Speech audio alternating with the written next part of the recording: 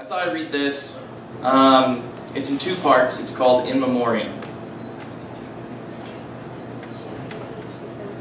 Sun spilled through the blinds on that early morning, where the classroom walls were baby blue, the seats uncaring, the room lightless, when the speakers imparted what we now wish we better understood. The lunchroom swarming, warming, warning, weeping, sweeping us into cars. Never in my life, his grandfather muddled over and over, rocking in prayerful meditation, knuckles white along the steering wheel. Never in my life, never in my life. Such blackness rising, streaming across the islands, waving within these corroded waters, now reflecting raindrop bodies sliding down car windows, the devil beating his wife, stomping a couple of ash-filled beer cans into a nation's pyre, lingering as a breath our mouths strain for through filtering shirts and hands. Mom kept calling the office, using the rotary phone in the kitchen. Whoosh, click, click, click, click. Stopping to listen, hum, listen, hum, still, hum, listen, hum, still, hum, nothing. Whoosh, click, and whoosh, click, click, click, click, and whoosh, click, click, and whoosh, click, click, click, click, an hour, click, click, click, an hour, click, whoosh, click, click, click, click, day, hum, till, hum, she, stopped. She lit a candle on the dinner table and prayed, wearing away each rosary bead, and we could do nothing but feel what little warmth the candle offered. Our father dead, beneath rubble, decaying into some cobble road. 2. We were eating sandwiches that warm afternoon when there was knocking, and Mom rushed from the sink and covered her cry with her hands. We gazed upon the ghost of our father panting in the doorway, his face, his suit, bathed gray in ashes. He had carried these firefighters, these passengers, these pilots, these workers, these innocent, loved, across the city, now holding its knees as a child lost in fog. The highway, its trees quivering in mourning with each gust, spreading them as pollen, even as a stranger saw him walking as a whisper and drove him home. We wanted to hug him. We wanted our heads to poke his side. He held up his hand, said he was okay, asked us to grab the shovel.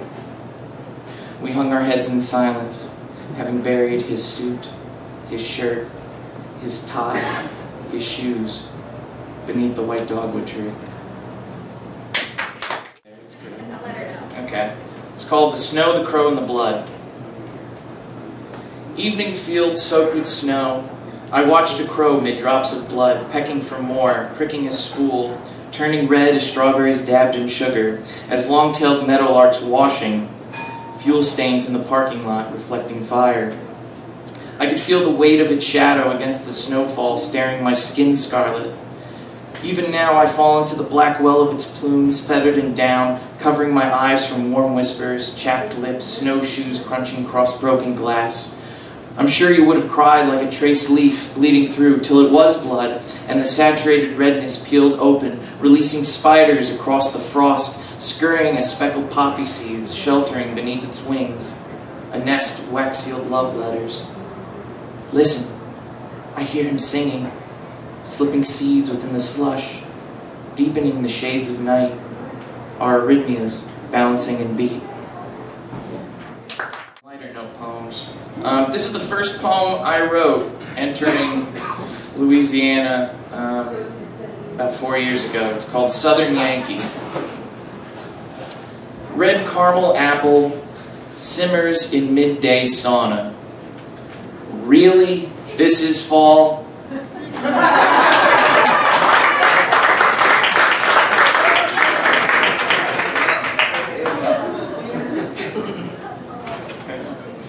This is a dream poem. It's a very awkward dream I had. It's a definition poem. It's in the style of something you'd see out of the dictionary. It's called Aufklärung, which is German for enlightenment. Far-off thunder massages you to sleep, and 2 hours later you're awakened by a fearful pounding.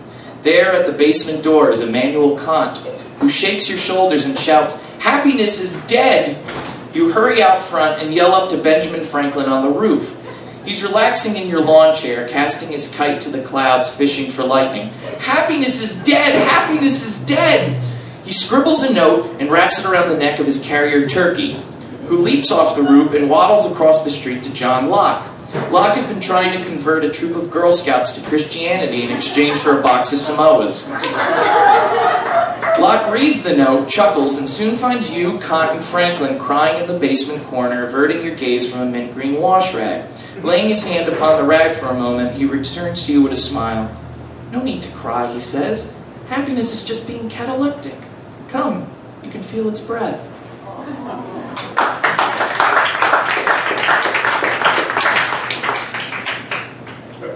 This will be my last poem.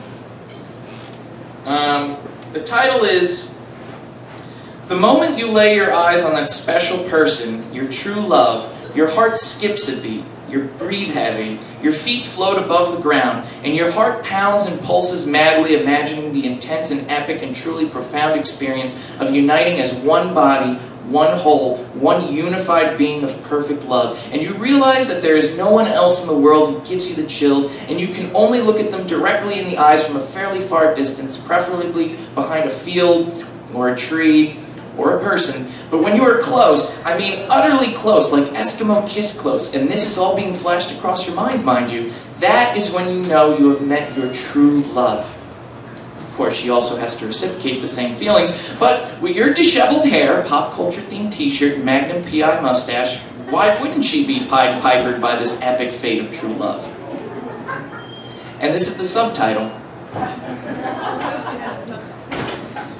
There is going to be some point in the relationship when she's going to slam the door in your face for not noticing her new haircut, or failing to remember her birthday, or watching Monday Night Football instead of one of her stereotypical night soap opera dramas disguised as an entertaining medical series, reality show, or plainly CSI Miami. And you may do this for many years until she hands you the divorce papers, which you will refuse to sign because who will wash your pants? Or microwave your mac and cheese when you're done with this argument, out of the millions of others that will undoubtedly lead to your 50th wedding anniversary, which you will forget as usual, but this time not purposefully, because dementia set in, because you married a little later in life than your friends. And you will forget the argument you had in the morning about what color suit she wanted you to wear and what suit you put on before she told you what suit she wanted you to wear, which led to an aggressive argument in the car while you were backing out of the driveway, causing you to nip the mailbox again, leading to another argument about your minor age differences, concluding when you enter the restaurant and look at pictures of each other when you were younger and of all the good times you had and the trips you took around the world, and the fact that you're so happy to have been married to this woman for so long, no matter how pissed off she may have gotten at you, because you knew she loved to challenge and you loved the chase.